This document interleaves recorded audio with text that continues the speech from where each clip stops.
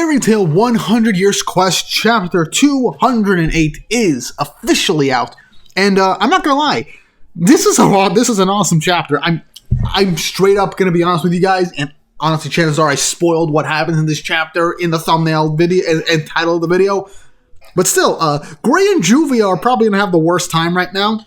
Ignia basically sets up the fact that, yeah, the only humans left on Guiltina are our main groups fighting the Calamity Bloods, and things probably aren't going to go their way for a good while, as things might get very brutal, and also, Gray might end up getting even more generational trauma as he truly realizes his own feelings towards Juvia.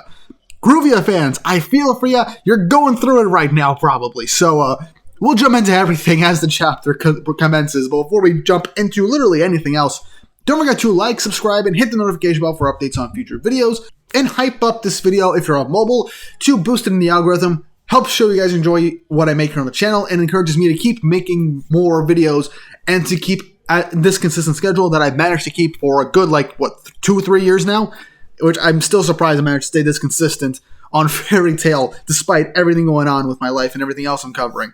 So yeah, it just shows how much I love this series. Also, next week, we are supposed to be getting actual news for the Fairy Tail 20th anniversary. Some big announcements are coming out, so I wouldn't be surprised if we get a 100 Years Quest Season 2 announcement. Maybe this time they will actually give it enough time to cook instead of rushing it out. Maybe we'll get more spin-offs. We might get a movie, maybe a Fairy Tail remake, yada yada yada. I've already made a video on what could happen for the 20th anniversary of Fairy Tail, so we will have to wait and see if or when the news comes out. Expect a video on everything we learn next week at some point, whenever the news drops. I will make a video like a day or two after the news drops, so look forward to that. But stalling out of the way, let's jump right into chapter 208 of 100 Years Quest, titled Ice Love. And the cover image is of Gray and Juvia as if they were in high school, just sitting on a train car with Juvia resting her head on Gray's shoulder. It is adorable. It's cute. These couple images are always going to make fans just smile every time. But we get the chapter beginning with a narration from Gray saying, "It was normal to have them by my side. I've been supported by by Leon, by Fairy Tail, and by Juvia," as the two of them are confronting Anchor, as was set up a few chapters ago. And we continue from the bit at the end of chapter 207, where Gray almost said that him and Juvia were a couple, as Juvia begins to catch up on that, is wondering what he meant. But they're getting ready to square up against Anchor, and Anchor slides down, dashing down on water without even moving his legs, as he tries to slash right through Juvia and Gray.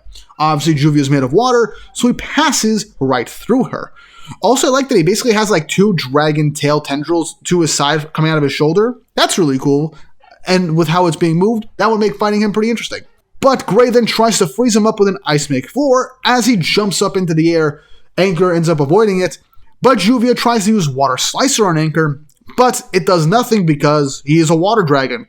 Water ain't gonna do anything to him either. And he's also just stronger than Juvia and Gray right now. But then we get a nice little comedy moment where Juvia's like, "Then why am I even here? I'm useless." But Gray reassures her, patting her on the head, saying, "Just having you here is reassuring." And the hard eyes from Juvia expand, and Gray, my dude, I love you. At this point, just marry the girl. You both want the same thing. Stop being a tsundere about literally everything. But Anchor is just having enough of this and finds it a little amusing. He unleashes a massive attack, Dragon Anchor Wave. As Gray tries to freeze it, the waves freeze for a second, but, as the name suggests, anchors lunge out from the frozen wave and hits and slashes up Juvia and Gray. Interesting piece of foreshadowing, as the anchors do actually injure Juvia and cause her to bleed. That is an interesting detail we have to keep in mind. But it's then we transition to Ignia, as he is hovering over the continent of Guiltina, and is like, "So the Earth is being saturated with dragons. This isn't the world I wished for, but it's still pretty good, not gonna lie. Every last human's gonna die, and the world of dragons will be complete." So this does also help confirm that, yeah, the Earth is becoming into dragons, everything's turning into dragons because of Alderon's last-minute gambit, still working out for Ignia. But it's then Ferris chimes in as her consciousness, again, is still alive in Ignia's skull, saying, really? You're going to have a world of dragons without the Black King acnologia? Don't make me laugh. I like how she's hovering over him as an astral projection representing her consciousness, as Ignia just looks over to the side, chuckles, and yells out for all to hear, calling out to the Calamity Bloods, saying that the humans before them are the last ones remaining on this continent, and gives them all the order to eliminate them all, with the manic glee on his face, as the Calamity Bloods, with smirks on their faces, save for Rock Build, are ready to carry out that order. Now that is interesting. Obviously, the rest of the Erza, Sais, Diablos, Eleftheria, and potentially Athena, they'll definitely still be around. Same with, Gajiel and Elfman. They're definitely still around because they were on Alderon when all this happened. That might be why they aren't quote-unquote dead. But we still have some things to really confirm. If what Ignia says is in fact true, then that means that the continent is effectively no longer has any humans, and it's just these characters that we're seeing right now, as the ground is literally being turned into dragons. As Juvia is wondering who that voice is, Gray says that's Ignia, and he's like, wait, is he dragonizing the entire continent? With Ignia still confirming what I just said, the dragonization is nearly complete. The plants, earth, and water will be dragons. All that's left are humans. The humans before you are the only ones left. So doubling down on that is going to mean two things. One, he's right. It's just Team Fairy Tail and the Calamity Bloods and potentially the Erza and Sais are still around. I pray to God that the Diablos Guild shows up because, my God, they still need to do something. And he's definitely not counting Eleftheria and Selene because they're dragons. So they're definitely not being held into this whole thing. And Athena is an android, so he definitely isn't going to sense her. So those are still some wild cards we still have yet to be brought into play. So at the very least, those characters are going to show back up and help because, we have Dragon Slayers, we have the Erza and Sais, and we have two literal dragons and an android with Dragon Slayer magic and alchemy still in play. Athena hasn't shown up yet, so we need her to do something because we established her and all that, so yeah, we need that to happen. Or two, this is definitely set up for, a surprise of other characters showing up. Maybe Sting and Rogue, maybe some other Fairy Tail characters will show back up. So, I don't know. Or like I said, Athena, the Diablos Guild, Selene, etc. They'll probably show up because Ignia couldn't sense them or didn't take them into account. Probably because they're not human and because they're Dragon Slayers. So, I don't know, some stuff happening. But yeah, this whole setup is being brought to us just to subvert later on, most likely for a last-minute save. But Gray, going into his Devil Slayer form with the Demon Mark, says, yeah, no, we're not going to let that happen, as he tries to use his long sword of Ice Demon Zero against Anchor, as Anchor lunges a bunch of sea blades created by his water, as Gray begins to deflect them, but it's pinning Gray down. Now, we still don't have confirmation if Gray's Ice Devil magic and Ice Make magic is the same type that he used against Viernus. I do kind of hope that is a permanent power-up, and that's why he's using it like this for all we know. But we got to see. Once he breaks out the black ice, then we know that he is going to be using the dragon slaying power that he had against Viernus. So we'll have to wait and see for that. But for right now, he's pinned down. He's not moving forward, but he's still deflecting all these attacks. But Juvia then lunges forward saying, we can use this power of his. Juvia can use this power.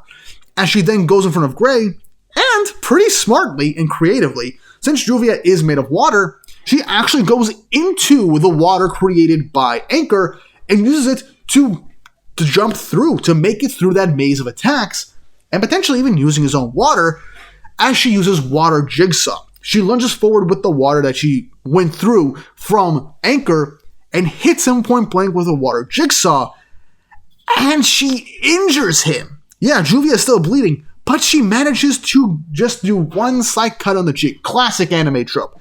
And this pisses off Anchor so much. A human injuring him. That is a big deal. Now, obviously, everyone's going to be like, hey, so how can Juvia injure Anchor? Well, since it was literally just established that Juvia is using his water to maneuver, and Juvia is made of water, it's very possible that with the Water Jigsaw, she kind of took some of his water and used it in this attack, mixed it in with her own, in order to injure him, if not slightly. Which is honestly pretty cool. She used that as a bit of a jumping board and a power-up temporarily to deal just one little hit of damage. But the purpose of this was to make him pissed. Because, in classic fashion, whenever something seems to be going well, something bad has to happen. And Anchor uses Dragon Anchor Chain and chains up Juvia incredibly tightly. As Gray yells out to her, Juvia's like, hey, don't worry, I'm made of water.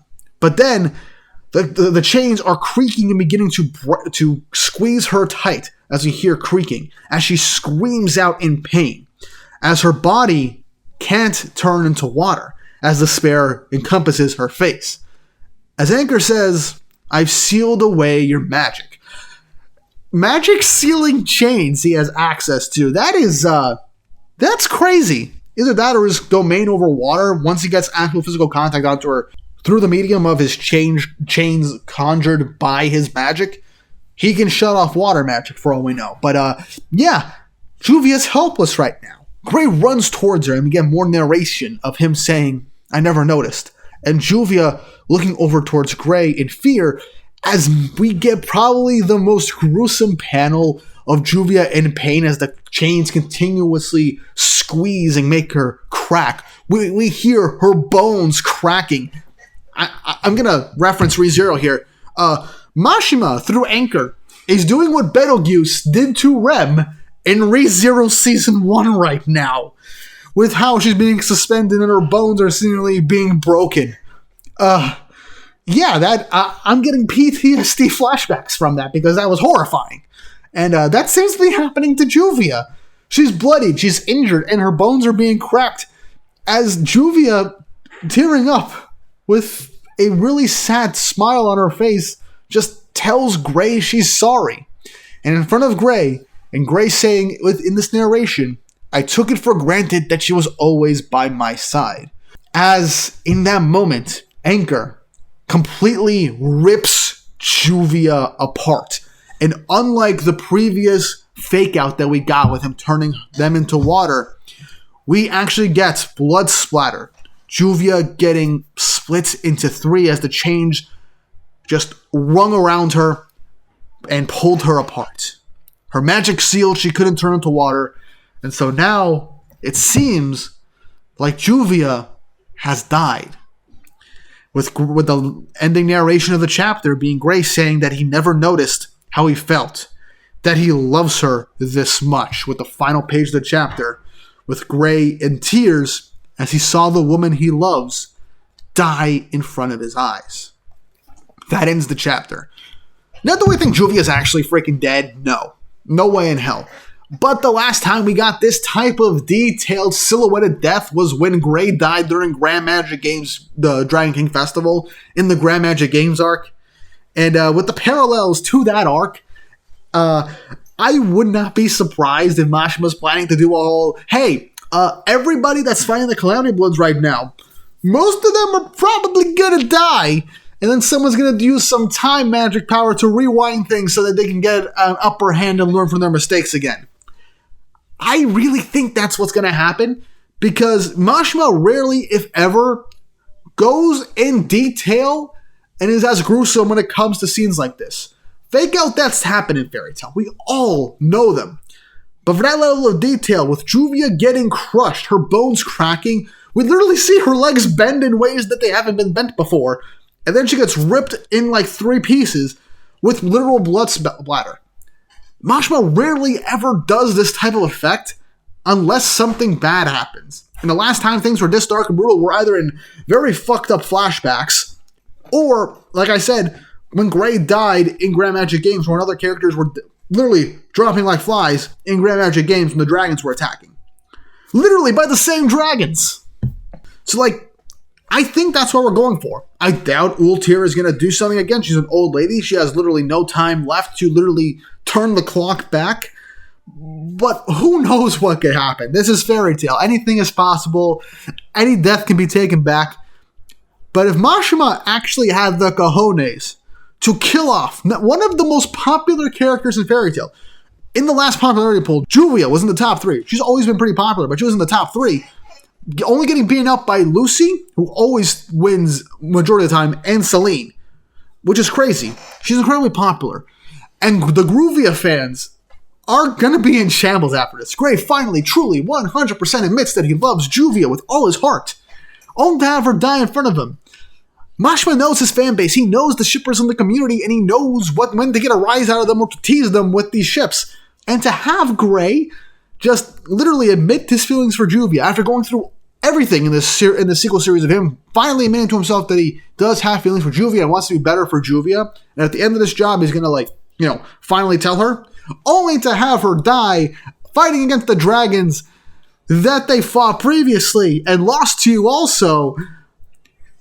I feel like Mashima just wants to give Gray more trauma and realizes that he's been kind of stagnant and wants to give him a bit more of a, bigger push again by having him experience another major traumatic loss.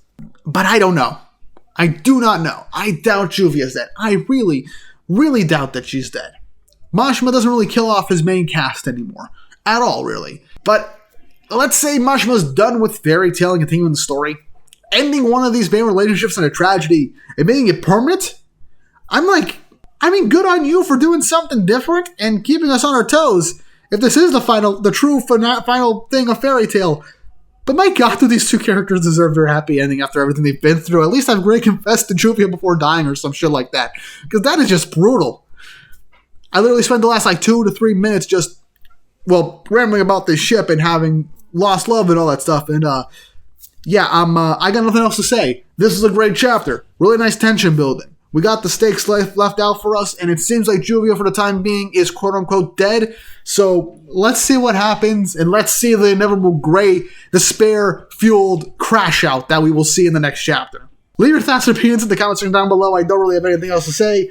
What do you think is going to happen next? Were you as caught off guard by how Mashima presented this whole sequence as I was? Let me know and stay informed for future chapters of the series.